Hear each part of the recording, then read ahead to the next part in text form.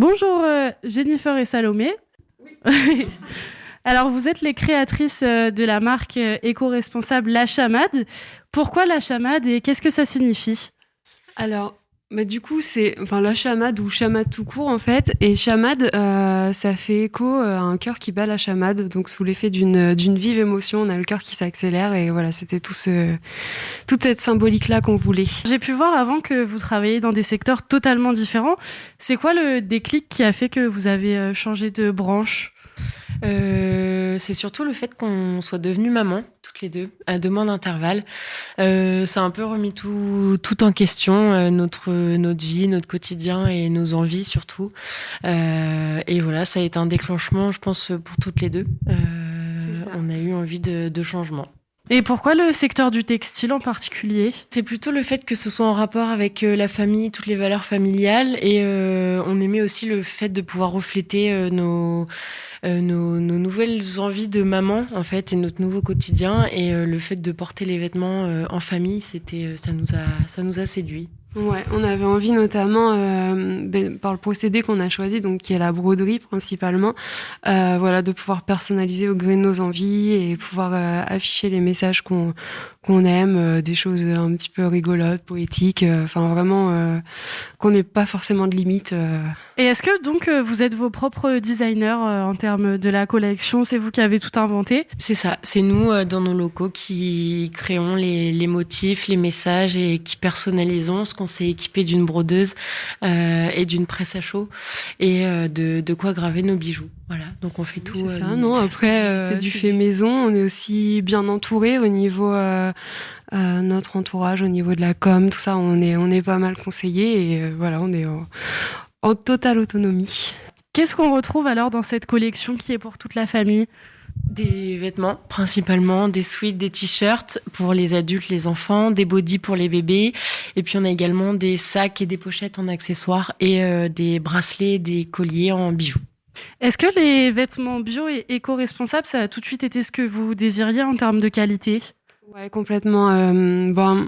On y était sensible déjà et en plus juste l'image que ce soit porté par un bébé et voilà, pour aussi être en accord avec notre image, on essaie de faire toujours mieux. Donc voilà, on souhaitait que les fournisseurs respectent une éthique, une charte. Donc c'était du coton bio, c'est vegan, on a des fournisseurs qui travaillent en étroite collaboration avec la Fairwear Foundation, donc qui respectent les droits des travailleurs, donc notamment dans les champs de coton, des choses comme ça. Et non, ça s'est imposé à nous en fait. C'est des valeurs qu'on souhaitait pour l'entreprise.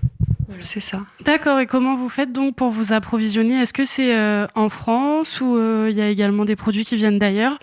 On a plusieurs canaux, ça change, ça change, ça évolue en fait parce qu'on essaie de s'améliorer à chaque fois. Les bijoux viennent de France.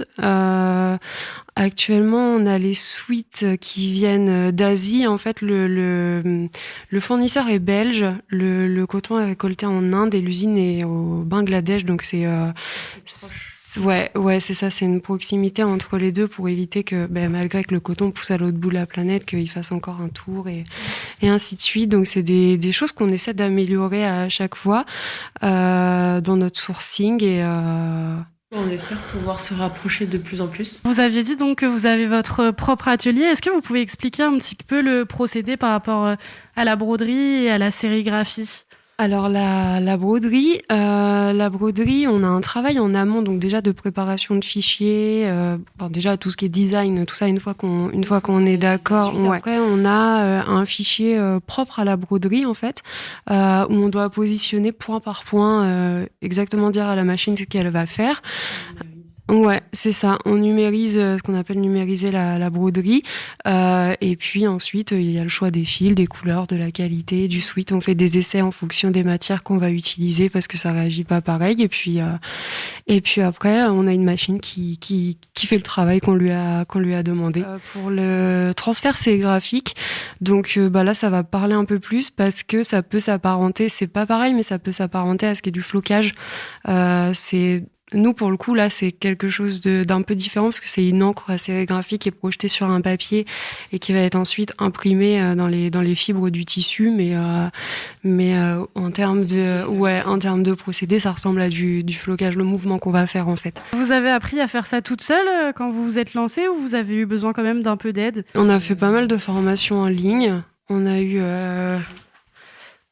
également, les bijoux, on a fait des formations en ligne, des choses comme ça. La broderie, on a eu une formation physique parce que ça s'improvise un peu moins et ça demande quand même. C'est une technicité quand même. Au transfert sérigraphique et on peut plus facilement apprendre seul que la pratique quand même. Et puis après, c'est la pratique tous les jours. Hein. Nous, on s'entraîne tout le temps parce que dès qu'on change ne serait-ce de matière ou de choses comme ça change pas mal de paramètres et on doit se réentraîner et réajuster. Mais non, sinon, on s'est pas mal entraîné toute seule quand même. J'ai pas réussi à trouver une adresse de magasin, mis à part votre atelier et votre site internet. Est-ce que c'est dans votre projet à l'avenir d'ouvrir une boutique? C'est pas vraiment dans les projets d'avoir une boutique. On a pensé plutôt à des petites boutiques par contre éphémères, où on pourrait présenter nos produits. Après, pour l'instant, un magasin à nous, non, c'était pas dans les projets. Des corners, pourquoi pas, dans des points de vente, des choses comme ça pour permettre de retrouver pour donner un peu de visibilité à la marque aussi, mais la boutique vraiment en nom propre à nous, non. Pour 2022, c'est quoi vos projets alors? Alors déjà, on a ceux de base qui sont de lancer et d'installer la marque, de la faire découvrir parce que mine de rien, le e-commerce, il faut trouver sa place, connaître. C'est ça, de travailler avec de nouveaux fournisseurs, pouvoir ajouter plein de des nouvelles c'est ça. Des nouveaux tissus aussi, on aimerait trouver de nouveaux tissus. D'accord, alors on peut vous retrouver sur tribu-chamad.com. Est-ce que vous avez également des réseaux sociaux sur lesquels on peut retrouver ce que vous faites? Ouais, complètement. Pareil, en tapant Tribu Chamad, vous nous retrouverez sur Facebook et Instagram où on essaie de partager nos produits, évidemment, des petites anecdotes et puis c'est ça. Une communauté qui pourrait se créer et puis et on vous invite à nous rejoindre du coup. D'accord, et bien merci beaucoup et puis à très bientôt sur Westrack Radio, j'espère. Merci à vous. Merci à vous.